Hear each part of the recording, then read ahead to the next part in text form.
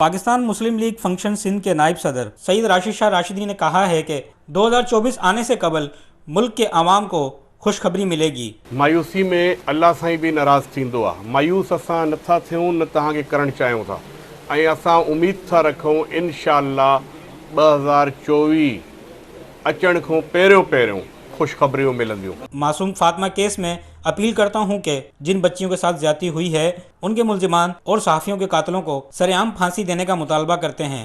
मोनिका लाडिक जो rape case हुजे या फातिमा जो केस हुजे या मुल्क में जेतिरा भी अहिड़े क़िस्म जा नंढड़े ॿारनि ते ऐं ॿारड़ियुनि ते जेके ज़्यादतियूं ऐं क़त्ल थींदा रहंदा आहिनि हुननि जो हुजे, हुननि खे सरेआम केस हलाए ऐं हुननि खे सज़ाए मौत ॾिनी वञे। असां हे चवणु चाहींदासीं अगर $500 का भी हो जाए तो भी अवाम सड़कों पे नहीं निकलेंगे। इन ख्यालात का इज़हार उन्होंने अपने दौरा मिरपुर खास के दौरान राजा हाउस में प्रेस कॉन्फ्रेंस से खिताब करते हुए किया।